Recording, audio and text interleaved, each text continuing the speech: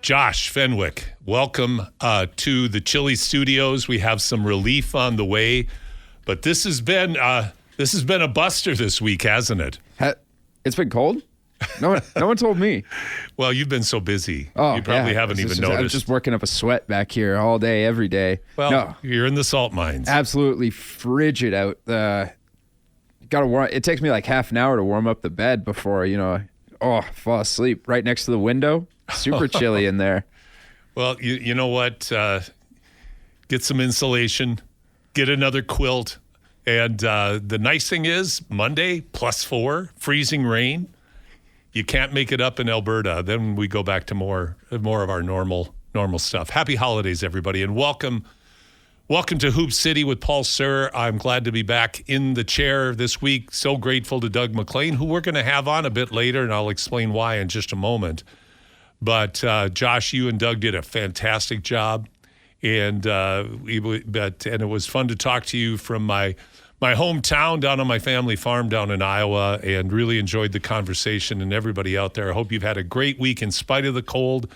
All of your holiday plans are coming together, and we're really looking forward today to be able to talk basketball with you, because we've got a lot to talk about in terms of local content with the big announcement this week in the CEBL, the venerated hero, really, of the CEBL, the Edmonton Stingers, Xavier Moon, who made such an impact on our team, announcing that he was going to be taking his talents to Winnipeg and he'll be a Sea Bear next year. And boy, Josh, I almost had to stumble when I saw the news, because the expectations, honestly, locally, was that it was pretty much a slam dunk that if Xavier came back to the CEBL, that it would be in Edmonton. And of course, those assumptions weren't based on facts. They were based on the fact that Xavier would make the occasional appearance here. The relationship between Xavier and the Stinger organization and the community of Edmonton has been extremely positive.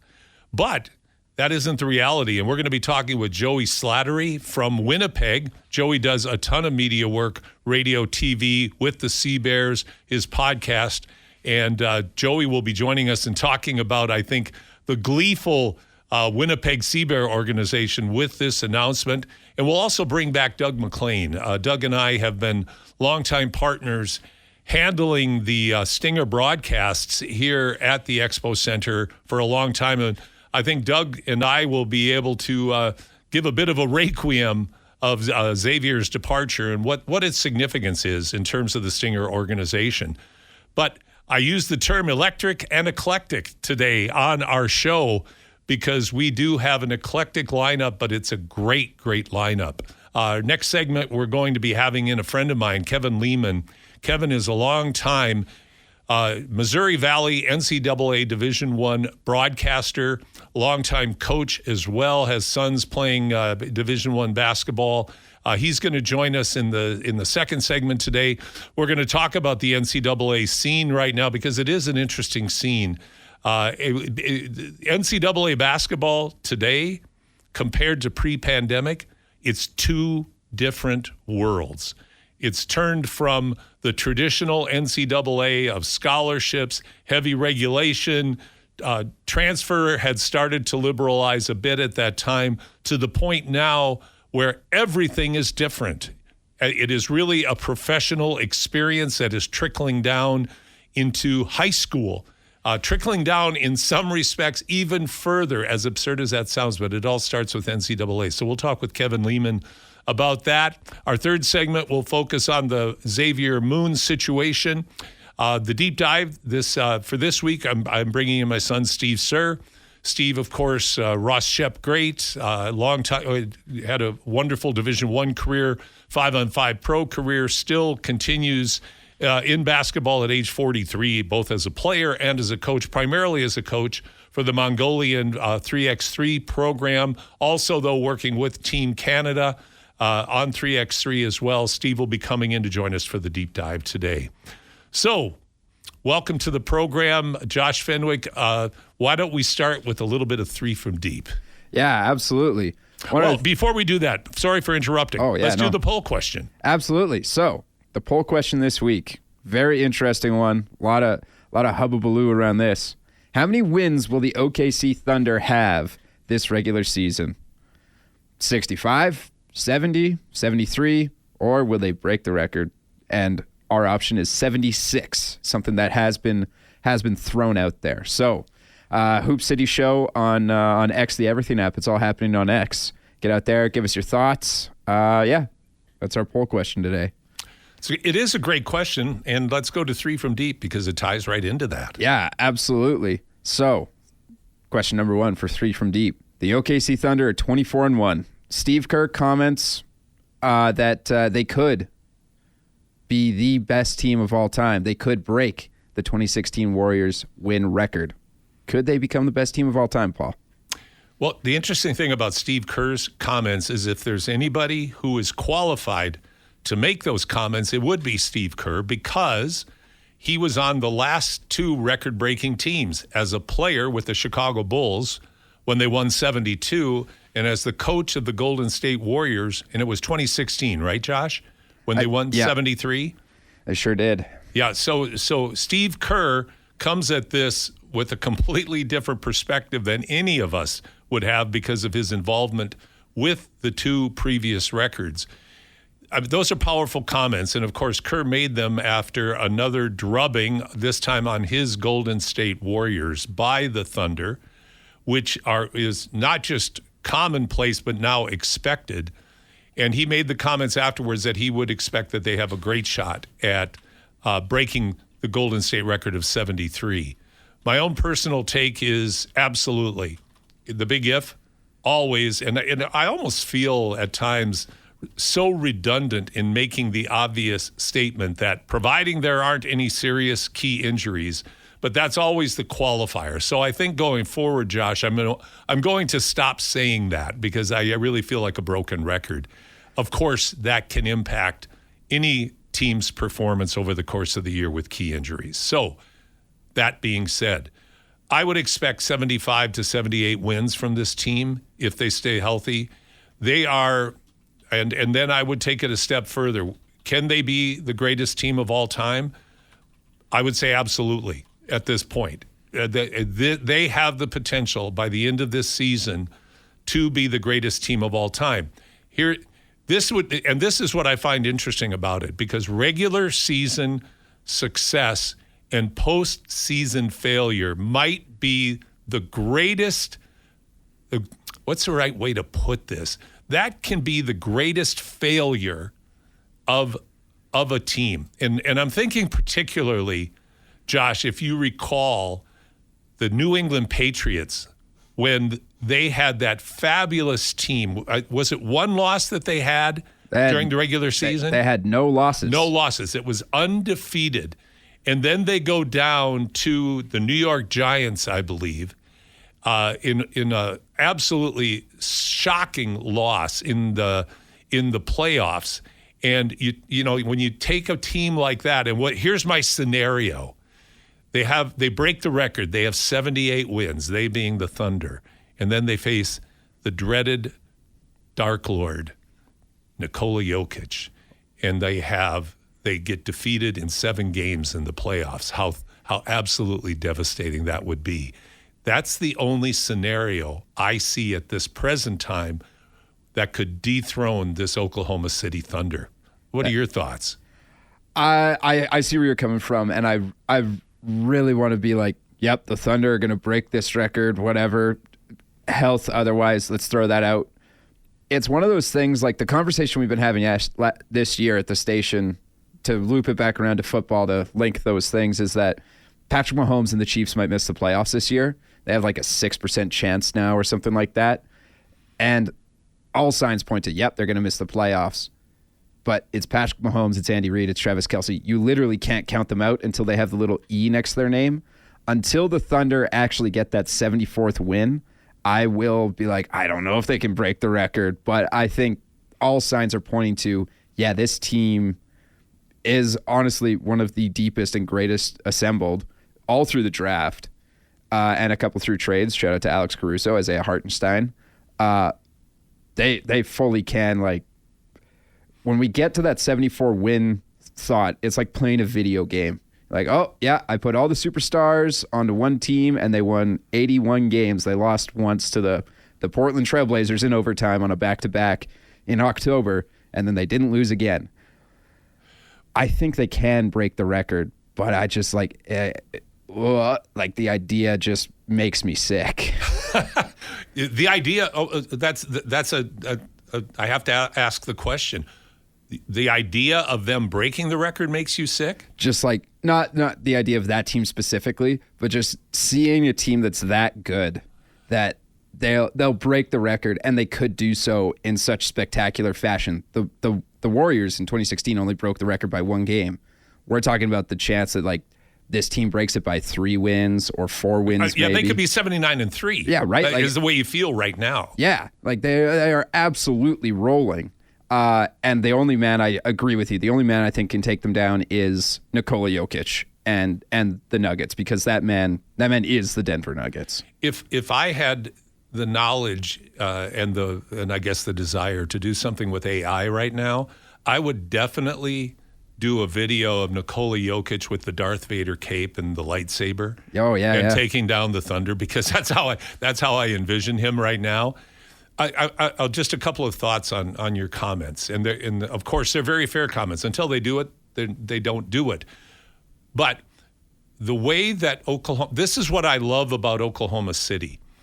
I love the fact that this team built itself from the ground floor up. They've had a fabulous organization for a long time. I think an overlooked organization. My gosh, they had James Harden, Russell Westbrook, and Kevin Durant on that team. And Kevin Durant, leaving and departing in particular, Harden, Westbrook, not so much as Durant, who was the heart and soul of the OKC Thunder. The way he walked away and tiptoed across the country to go to Golden State. You're going to hear Durant's name later in the program when we have a particular question in our Give Me Five segment in the second part of our deep dive.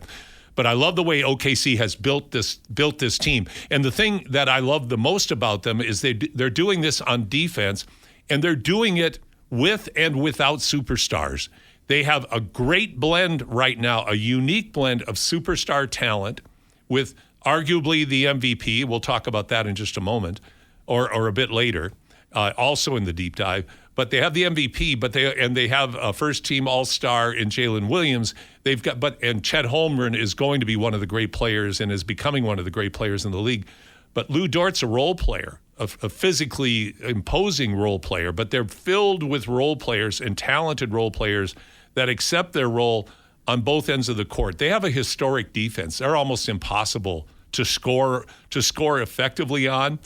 And when you look at Gilgeous-Alexander sitting out as many minutes as he has and putting up the numbers in the efficient way that he is, it's one of the all-time great seasons of all time. Let's go to question number 2. Yeah, number 2.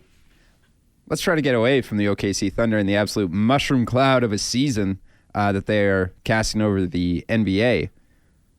The Spurs, the Pistons, the Magic, the Knicks, they're all good.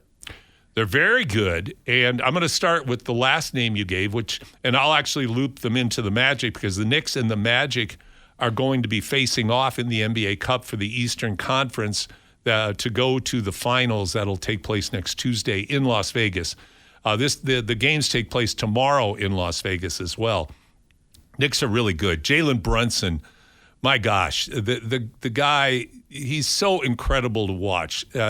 He's not a vertical player. He's a horizontal player. He's undersized, but crafty skill. I think he embodies what's taking place in the NBA right now is the blend of athleticism and skill that we've never seen before.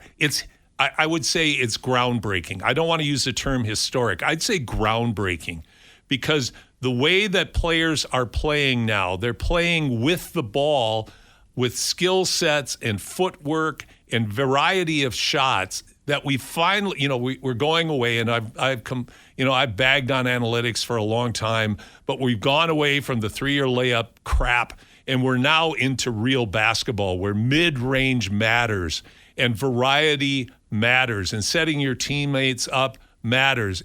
We have a wealth now, a growing number of highly skilled players, of which Jason Brunson is one, who play with such great interpretation. I think that's it's almost an artistic interpretation of what your defender is doing and how you're going to counter that defender. So Knicks and the Magic are good. Pistons are a revelation.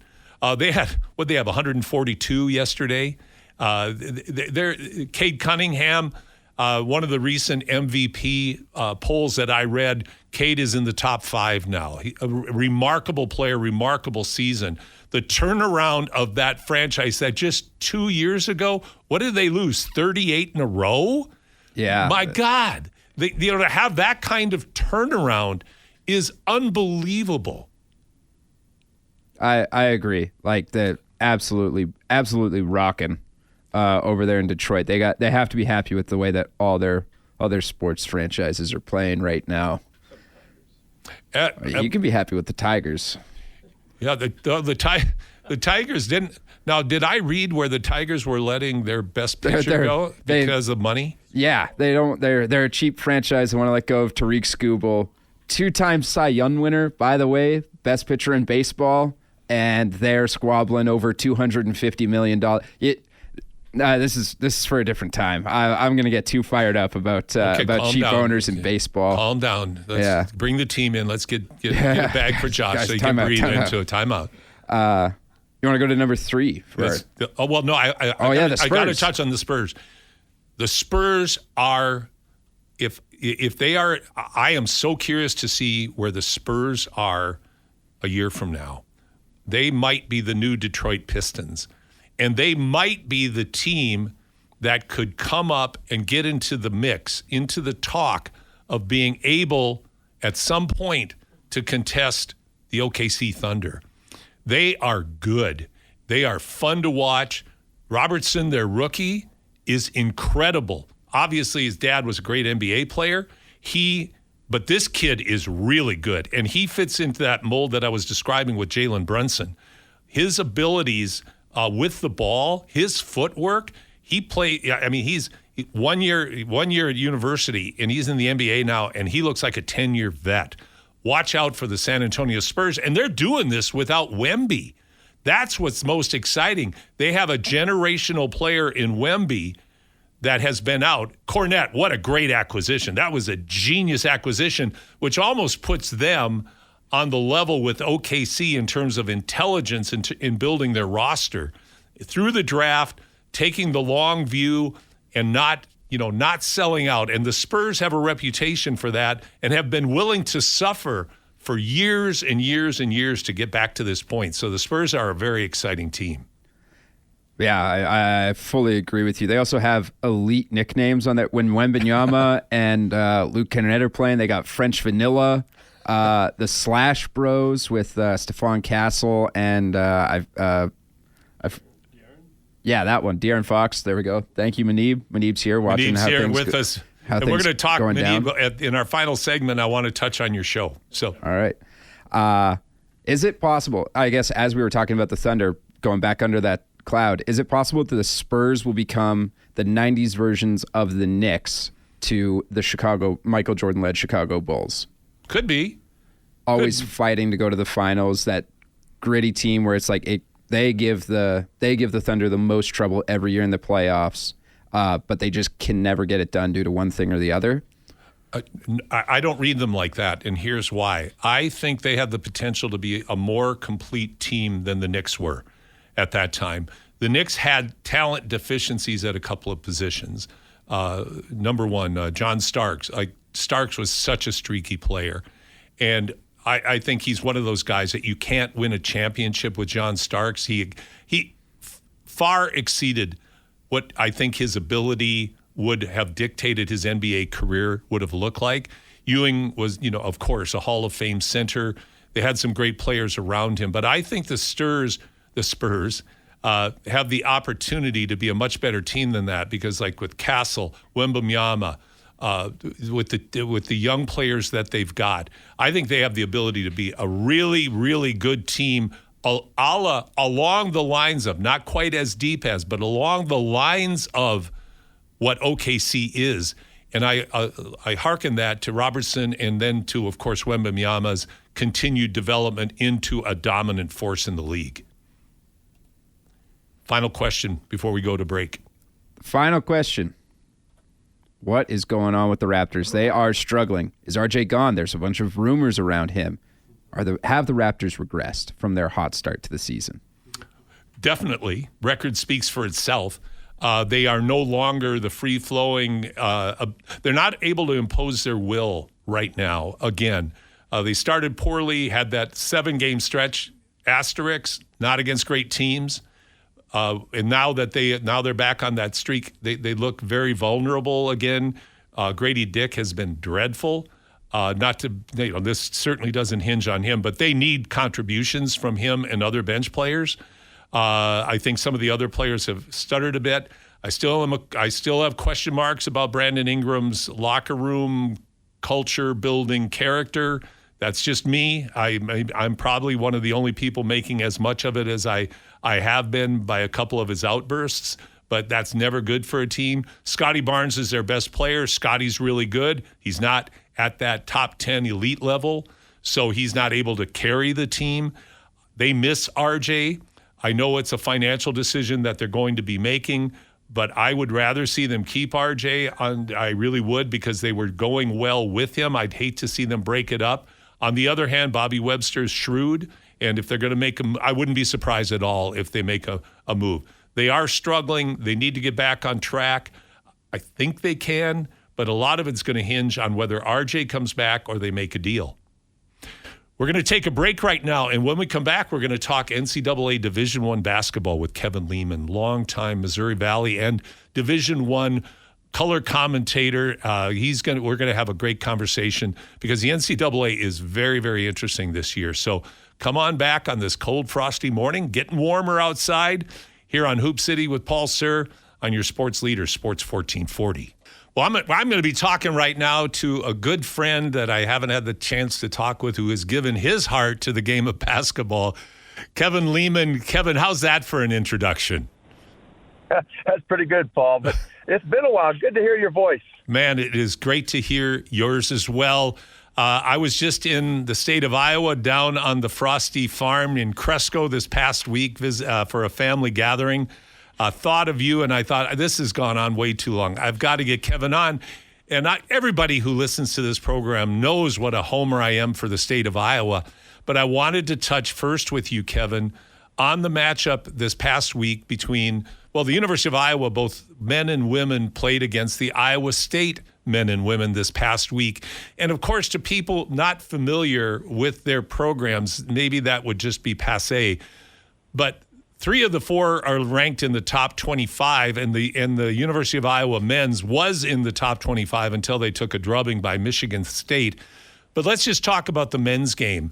Iowa gave the Iowa State men a really good game after Iowa State beat the then number 1 ranked Purdue Boilermakers like dogs in West Lafayette just recently. So talk about that matchup and talk about the quality of those two programs. Well, Paul, you and I are native Iowans, so we know how much that game means to Iowans.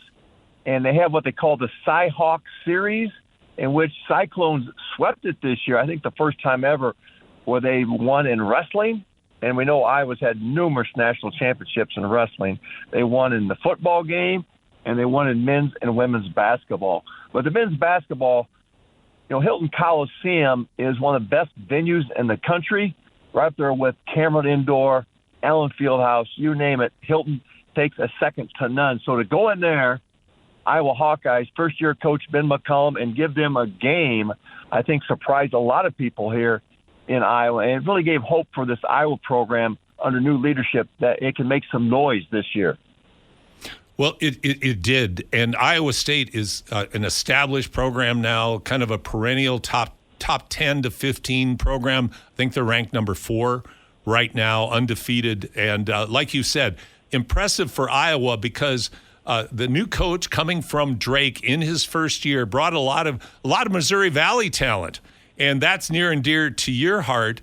How has the transition been for some of the Missouri Valley kids into this higher level of play of going up to the, really going up to the big time? Well, Paul, I do a lot of Valley games, so I had about a dozen of Drake's games last year where Ben McCollum was the first-year coach. I think they went 31-4, beat Missouri in the first round of the tournament before succumbing to Tech in the second round. But we all kind of knew McCollum has a great track record, 4 national championships at Northwest Missouri State, which is a Division II school. But he brought a lot of his players from Northwest Missouri State to Drake, and they won that league. And then he brought them 6 of them here to Iowa. And in that game against Iowa State, 4 of those Drake transfers started, along with Cooper Kotz, so one of 2 holdovers from the previous Iowa staff. So I think we know the Valley, and you know the Valley, that has excellent basketball. But there's been a talent drain because everyone's grabbing those players at the higher level. So for them to go into Hilton Coliseum, and I said, first of all, you had to get through the first 4 minutes at Hilton because it's so loud in there. You got to be able to weather that storm, and then you've got to control tempo. And they did both those things and hung in this game and had a chance. I think they were down 3 with the ball or down 4 in the last minute, but had missed a shot and had to foul. Therefore, they end up losing by 4. But a low-scoring game is what's helped the Iowa Hawkeyes. Well, and I think that's a testament to McCollum's ability to translate his defensive strategy from D2 to Drake, now to Iowa, because to go in and hold that Iowa State team to 73 points, I think, it's that's a remarkable accomplishment. I just want to touch on Sturtz, the point guard from Iowa. If I could tell any young player on who you should model your game after, if you're a guard, I would say look at this kid, and you should model your game after him. Would you agree with that statement? Yeah, interesting young man, because I got to know him quite a bit last year. He was somewhat unrecruited coming out of high school in Liberty, Missouri, and committed to Northwest Missouri State Division II, saying, if I don't get a Division I offer, I'll go there. And I think he's a bit of a victim, Paul, of the COVID summer, is what Bennett Sturtz told me. That summer everything was shut down when he was between his junior and senior year, so not many people saw him. And his grandparents are Kansas State grads. His parents are Kansas State grads. His girlfriend was a Kansas State pom-pom. They did not recruit him. I had the game last year where they played Kansas State. Drake did in the T-Mobile Center in downtown KC, in which they beat Kansas State. Sweet Drake revenge. two overtimes. And he really put his name on national circuit right then. But 6'4", and I had friends that are NBA scouts that wanted to come see him play, and they said his analytics, this was last year, are off the charts. But when you watch him, he doesn't look that athletic, doesn't look that quick, but he is. Remember Jeff Hornacek from Iowa State? Absolutely. Played for a long time in NBA. It kind of reminds you of him. More athletic than you think, 6'4", but his best attribute, Paul, is his ability to think the game and control the tempo. He's very humble, unassuming young man, but he understands basketball as good as anyone I've ever broadcast a game for. We could do, I think, a whole segment on the way he plays the game because of how he plays off ball, how he doesn't waste he's not running around. He doesn't waste any motion, any energy. Everything's purposeful. He goes from slow to fast, fast to slow, really, really quickly. But Kevin, I've got so many other questions. I've got to ask you this. Long time. I mean, you've been in the game for such a long time. The game today, even compared to pre-COVID, is unrecognizable in terms of the structure. Not the game on the court as much. That's changing. But the NCAA structure it's just blown wide open, hasn't it? And now with NIL money, the way the transfer portal works, you've got a completely different basketball landscape, really. From your vantage point, Kevin, let's start at 30,000 feet. Overall, is it positive? Is it negative? I know it's a lot more nuanced than that, but what's your overall impression of the changes that have taken place? Well, here's the positive, and I hear this from my ESPN executives. The top-level schools, the Floridas, the Kansas, Purdue's, you go right down the list, Houston's. They can plug in holes where they're weak if they need a quick fix by going to the transfer portal. Therefore, at the top, along with that and the fact that now you can make money, so if you're a second-round pick in the NBA projected, you can stay and make more money, more guaranteed money in college. Therefore, I think the upper echelon teams are better because of that. There's been a huge talent drain in the mid-majors because they get poached. Leagues like the American, the Valley, the A-10, there's Mountain West. Their players are poached and they're taken. I had the Virgin Islands, Oregon State. When I was doing the prep work, I'm seeing that they all had their high, the returning players, in that Vegas tournament in the season last year, the Crown tournament. And I asked the coach, I found out the top 5 guys went in the portal. They didn't even play in the postseason play. And here's a number for you, Paul. They were getting paid, those 5 players at Oregon State, $450,000 at Oregon State. This year they're making a combined $4.5 million. What we've got, Kevin, is, and I think, boy, you couldn't have summarized it any better than that, because it's top down, haves and have-nots, and the pressure, the downward pressure now. The top schools that have the alumni, that have the funding, that have the money, they, like you said, they can go out and they can find the players that used to have to transfer and sit out a year, if they transferred at all, where now that isn't the case, and players can play 4 schools in 4 years. JUCO now doesn't count against your eligibility. How hard is it now for high school kids to get recruited, unless you're someone like a Boozer or, the elite level kids, of course, that can step in and contribute right away? They're still going to be recruited. Bigs are going to be recruited. I think if you're a guard who's really good, like take a Sturtz again, that's the kind of kid that now might have a hard time coming out of high school, getting recruited certainly into a high major program. But I think it's that's where I think the turmoil is taking place, because now you're getting NIL trickling down to mid-majors having to pay, to low majors having to pay, to D2 schools having to pay. It really, I think it creates an awful lot of imbalance. But at the high major level, my gosh, I've been watching games and you go, holy smokes, these teams are really good, and they're really deep and they're really complete. Yeah, just what I pointed out before, that combined with the fact that you don't have to go to the NBA. So you've got more of those guys sticking around. Here's another thing that's happened, Paul. The mid-majors have recruited a better class of freshmen because the high majors are going to go to the portal rather than taking kids out of high school. So, for example, in Northern Iowa had their best recruiting class as far as the numbers and the rankings go, because they're getting guys now that may be ranked 100 to 175, 150 to 225, which they couldn't get before. Now, the problem is, it's not a problem, but they recruit them this way. We're going to keep you for 2 years, develop you, then you can go make your big money. So, in effect, the mid-majors have become a junior college platform where they're developing players and they know they're not going to keep them. There's a few that are very loyal. Titan Anderson was, runner-up player of the year in the Valley. Last year he stayed 5 years at Northern Iowa. Had opportunities to go, didn't. So you're seeing that happen. But here's the big picture, Paul. NCAA tournament, fewer mid-major upsets, and that's what made that tournament so great. You're seeing fewer of those happen. And here's one for you. You saw all the football coaches that got fired because of the expansion of the football playoff. If they expand the NCAA tournament to 76 teams, this is going to happen.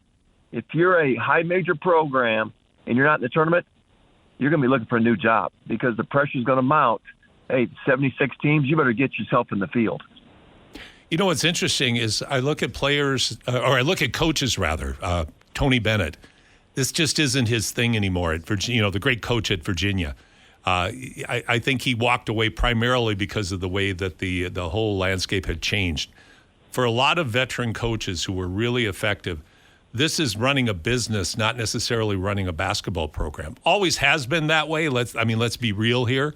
about it, but the added level of the financial management of a basketball program and the way that affects your recruiting, the complexity of going to the portal to fill in gaps like you're talking about, and the shifts. But other coaches, and I'm thinking particularly of Tom Izzo, and his ability to adapt to the new landscape effectively, that's I think also a real interesting part of that. Some of it's been relatively seamless, and it seems to be settling in. And to be quite honest, Kevin, I'm surprised at how positive overall this really is, and that is just the quality of the product of teams on the floor, because using the term quality again, the quality in the top 50 is really unbelievable. Yeah, you got games today like Arizona and Alabama matching up, Tech and Arkansas. Yeah, those are high-level games. But these coaches, the smart ones have done this. They've hired general managers and let the general managers deal with the money issue of it. And I've heard this, too. They're getting into analytics just like you do in the NFL and the NBA. What is a power forward worth? What is the value of this position? They're doing it in football now. The quarterback commands the most amount of money. Who's next? Is an offensive lineman, wide receiver? In basketball, I'm hearing the same thing. A skilled power forward like Joshua Jefferson, who plays for Iowa State, 6'9", point forward. Those guys have the highest value along with point guards. So it's becoming a real professionalized college sports, which is kind of sad because, we grew up where you played for the love of the school. You wore those colors. But I think that's going away. It's who's going to give me the most money. It's become very professionalized now, which I think is in the long run is something we're gonna miss. I think it is too. And what I'd like to suggest to you, Kevin, is after the new year, the second hour of my program, I do what's called the deep dive, and we stay on for 2 segments, and we really go into the weeds. I'd like to get you back on and to go into those weeds with you, because my concern is, the trickle-down effect on how this is changing how youth programs, which are already, I think, a dog's breakfast in terms of AAU, club basketball, school ball, all of those things combined into one. I think how youth are motivated, coached, and where their expectations now are changing. And I would say categorically on my part, a lot of it's not for the better. And I'd really love to have a deep discussion with you about that in the new year. So can we plan on that? Yeah, Paul. And here's something else to throw in there, too. Look at how many European players are coming into college basketball now, because they can make as much money here as a college player as they can playing professionally in Europe. And I've heard the coaches talk about how much they like coaching foreign players because their system is so much different. They grew up in club sports. It's all team aspects. And the big thing here, I guess, they don't have as much individual development. But the fact that in the States you grew up in AU programs where, hey, if I lose, I get another game in 4 hours. Europeans don't play that way. So the team concept is so much bigger in Europe and trying to win for the team versus the individual accolades that the AAU programs here manifest. Amen. Hallelujah. You are preaching to the choir, brother, because I totally agree with you. I completely agree with that. It is a factory. It's a manufacturing. It's a turnstile. And it also, in terms of development, that's something I want to talk about too, is just, you see it in the NBA, the higher skilled players with the ball, with the versatility, footwork, range of shots, etc. A lot of them are foreign-born, and certainly more American players are developing those skill sets too. But European players are not just pick and roll, kind of one-dimensional players, and I think that's why they are so successful and so coveted. Sorry that we have to end this conversation right now, Kevin, but I will look forward to talking with you early in the year. By the way, Cricky is overseas again. Playing, and he says to say hi. I sent him a text message, said you were going to be on. Love that kid. Yeah, he is great. Kevin Lehman, have a wonderful Christmas with you and your family, and I'll look forward to talking to you again in the new year. Yeah, Paul, reach out. Let me know. We'll do it again soon. And the same to you. Merry Christmas to you and your family. Thanks so much. Kevin Lehman, Missouri Valley and Division I commentator, joining us here on Hoop City. We're going to take a break, and when we come back, we're going to do the Requiem for Xavier Moon's departure and a landing in Winnipeg. Here on your sports leader, Sports 1440. The Dropkick Murphys, they were one of my son Ben's favorite bands, and The Season's Upon Us is just a fantastic Christmas song. Welcome back to Hoop City with Paul Sir, Josh Fenwick behind the board, and this is a bit of a somber conversation we're going to have right now. I'd like to welcome into the program Joey Slattery from the Winnipeg Sea Bears, who have just announced the signing of Xavier Moon. I think the CEBL's most celebrated player. Heck, the MVP award is named after him. And our good friend Brian Swain was talking with him the other day, Joey, and he said he might be the first player that we could have win the MVP award named after him.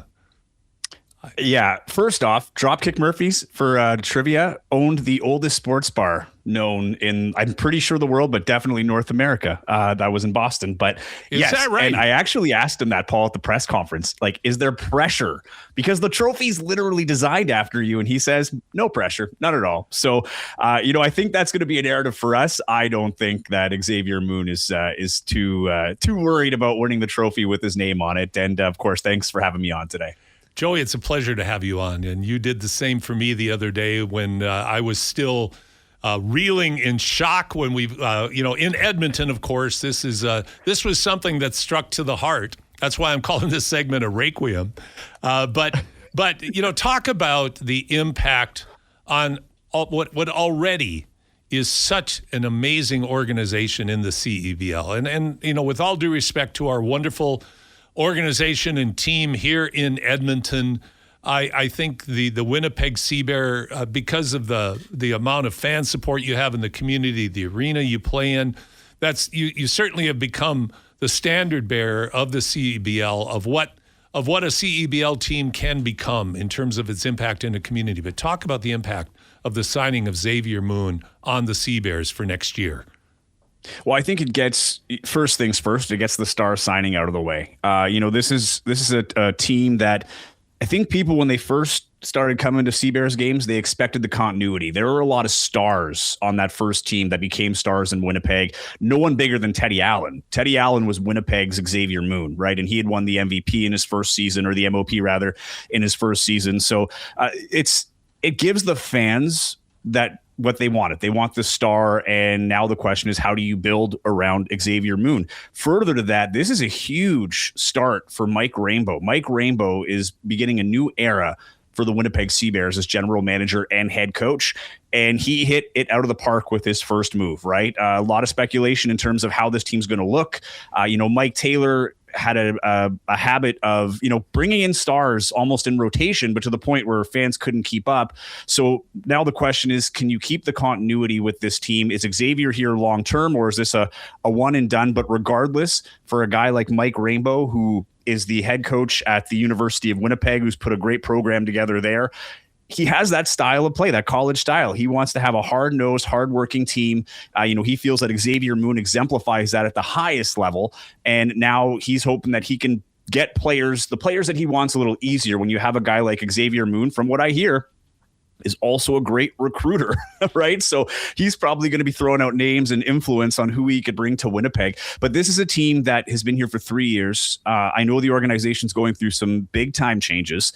The president left. He's up here as an associate, so to speak, kind of helping out. But the owner has taken over on the interim basis as the president, and they are trying to build this team in a direction that, I get the impression they don't want to take the fans for granted. I think they get the feeling the honeymoon is now over. This is a legitimate team in the sports fabric of Winnipeg. And after last year's disappointment hosting championship weekend, not really playing too well throughout the season, getting the bye into the semifinal and still not making it to the final and getting that dream of, winning a championship in front of 15,000 people. I think there's a little bit of a chip on the shoulder here for the Sea Bears, and Xavier Moon's a great way to fill it. Not bad. Not bad at all. And I think you've got, Joey, a foundational pillar that's certainly in your comments not lost on the Winnipeg organization.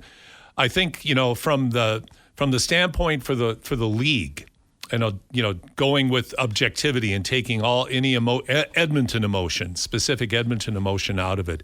This is great for the league, I think, as well, because for all of the cachet that a number of players have had, there has been a lot of them haven't a lot of the stars, so to speak, and I think that's something the CEBL maybe is hoping to build on, is to get more stars that repeat playing in the league year after year. To get a star like Xavier Moon back in the league, the potential re-energizing of interest in the league, not just in the Winnipeg team, but in the league in general. I think that upside is great.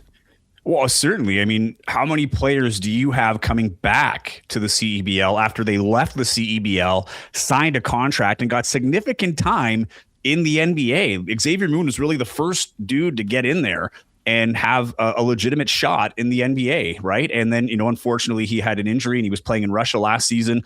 And I think a big part of this is a bit of the comeback tour, right? Go back to where you started to have that success. Xavier Moon made his name in the CEBL at the professional level, right? He didn't go to any major colleges. He's out of Moorhead State. He comes in as a relative no-name to Canadians for sure. And then he builds this brand in Canada. His uncle, Jamario Moon, who played for the Toronto Raptors, was the same way, right? He has an affinity for Canada and a love for Canada. He wanted to come back for that. For the league, it bodes well in a couple of ways. You have a guy that's been there and still thinks it's worthwhile to come back. We have seen, and you've seen this, I know for sure, because you've been involved with the Stingers since they got there, the talent level of the CEBL year over year is getting incrementally better.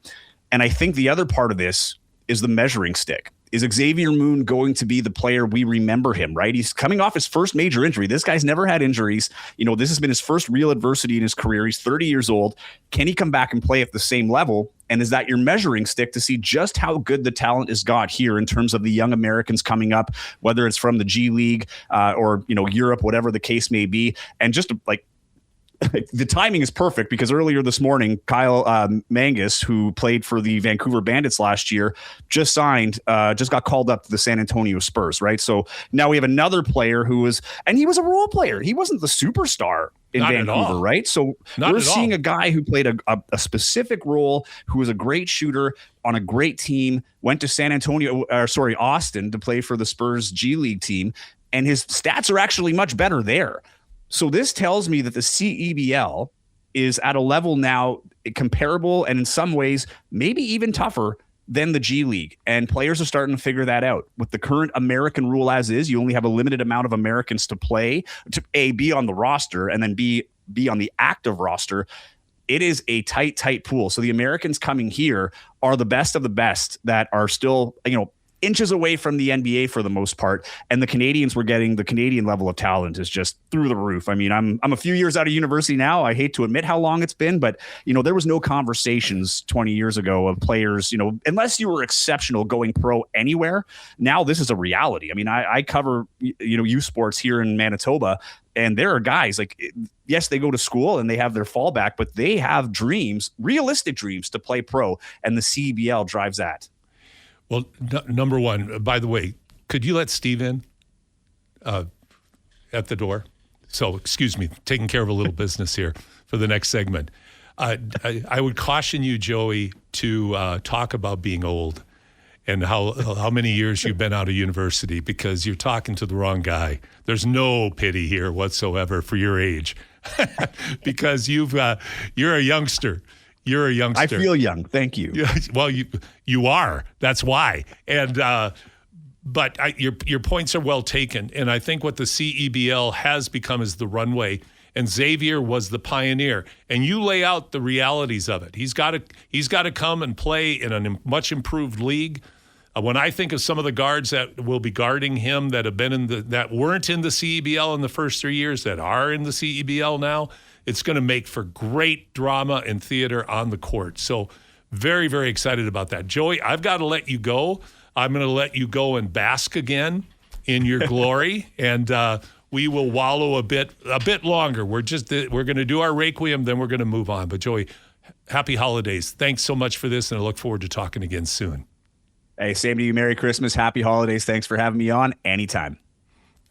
Joey Slattery, longtime basketball aficionado in the Winnipeg marketplace, both for the Sea Bears and for the university programs. So we're going to switch over to our good friend Doug Mclean, who is going to talk with us about the Edmonton perspective on Xavier Moon's departure. So if we're able to bring Doug up on our YouTube connection, we'll be able to talk with Doug. And Doug, of course, he and I have had the privilege of working together for a long time on doing the Stinger broadcast. So from the court side, certainly not from the inside, we've been able to watch the Stinger team and program develop over the years. I think it's safe to say, Doug, welcome back to the program, that the expectation was that we were going to see Xavier Moon in Stinger blue and gold this year. So the other day was quite a shock. Yeah, absolutely. Definitely shocking. Paul, yeah, good to be back on the show. But yeah, absolutely a shock. And I know that there were plans that he was going to be a Stinger last year had he not dealt with some injuries. So very interesting to see that he ended up in Winnipeg, and a great chat you just had with Joey to walk through it a little bit. So, it's tough. I mean, I think considering everything, you'd love to have him back playing with the Stingers, but having him back in the league is a good thing. But yeah, it's definitely a surprise. There's no doubt about that. Well, it seems to me, the first impulse, I think, was, well, how did we miss on this one? But it's much deeper than that. Basketball is a business, and the intel, if you want to call it that, without, I think, getting into any kind of sensationalism or rumor mongering or anything like that, the intel really is Xavier and his agent measured their options. And for what I'm only supposing are business reasons, he made a decision to land in Winnipeg. And I don't know what those decisions were based on. And that doesn't really matter. The young man has to manage his career. And he's always been a great, appreciative, humble guy relating to his experience with the Stingers. But he's made a business decision, Doug. Yeah, exactly. And I think, even to the point that you and Joey were talking about in terms of the growth of the league, I think the fact now is not that it wasn't a business 7 years ago, it was, but even more so now. And I think for someone like Xavier Moon, who has had a very unique and interesting career in a lot of ways, and he took what he did here in Edmonton and propelled him to the Clippers, and where he had a good run over a few seasons with the Clippers. I mean, more recently in Russia. But you're right. I mean, you and I chatted with him back sometime this summer or during one of our Stinger broadcasts, and he's been back to Edmonton many times to watch the Stingers, to be part of other things going on in the community. So I think he's been very effusive in his praise of his time with the Stingers and his time in Edmonton. And I know, as much as this might seem like a bit of a drawback for the Stingers, at the same time, because of how much he's talked fondly of his time here in Edmonton, I think that speaks to the culture that they've built up here with the Stingers. And so the fact that he's not coming back to Edmonton, I don't think is necessarily a knock on this franchise or what they're doing here. I think what you said is exactly right. It's a business decision. What went into that, you and I don't know. We're not in the room to make part of these negotiations, but it's not necessarily, oh, geez, Edmonton missed out and this is a mistake. It could actually be as simple as maybe Sean East is coming back. That might be a thing too. And I'm not sure, as fun as it might be, I'm not sure having Xavier Moon and Sean East in your lineup at the same time is a good thing. There's only one basketball. I'm not sure that would have worked. Now, I'm completely projecting. I have not talked to Jordan Baker. I have no idea what the plans are in terms of their lineup or their roster. But this could be a signal, potentially, that East is coming back. An email just went out the other day from the Stingers on ticketing. Guess whose picture was in that email? Sean East. Again, who knows? He may not be back. But that dynamic, we don't know. It's a good thing Moon's back in the league. Too bad he's not here, but it could propel and could signal some other things going on behind the scenes with the Stingers as well. You know what, Doug? I think what you just stated right there is a great way to end the conversation, to end the Requiem. We're coming to the end of the Requiem Mass. If I could, I'd play Mozart's Requiem right now, because I think we can celebrate the time we had Xavier Moon here, the impact that he had, not just on the franchise, but on the league itself. There's a new chapter being written, and also can get the competitive juices going, not just for Edmonton, but for other franchises in the CEBL as well, because Winnipeg just upped the ante. So this, I think, whips everybody into a sharp focus that they've got to be working harder than they ever have worked to put together the kind of talent and team to be able. Thank you. This is fantastic. We have Mozart's Requiem in the background. That's tremendous, Josh. So we're going to finalize our lamenting about Xavier Moon and his departure from Edmonton, landing in Winnipeg, with renewed hope and optimism in the organization with the Edmonton Stingers, that we have a lot to look forward to in the 26th season in the CEBL. Doug, thanks so much for joining me this morning. We'll look forward to talking again real soon. And by the way, Merry Christmas. Happy New Year to you. I enjoy any opportunity I have, not just to get together with you for coffee, but when we ever have the chance to broadcast. It's truly one of the highlights for me. So appreciate what you do, who you are, Doug, and all the best to you, your family over the holiday season. Well, thanks, Paul, and right back at you. Love our chats when we grab coffee, and calling games with you is a lot of fun. I learn a ton of stuff about the game from you all the time. So Merry Christmas and Happy New Year to you and to Josh as well. And thanks for all you guys do for the community and the sport as well. Okay, Doug Mclean here with us on Hoop City. We're going to take a break right now. Josh, that was so much fun.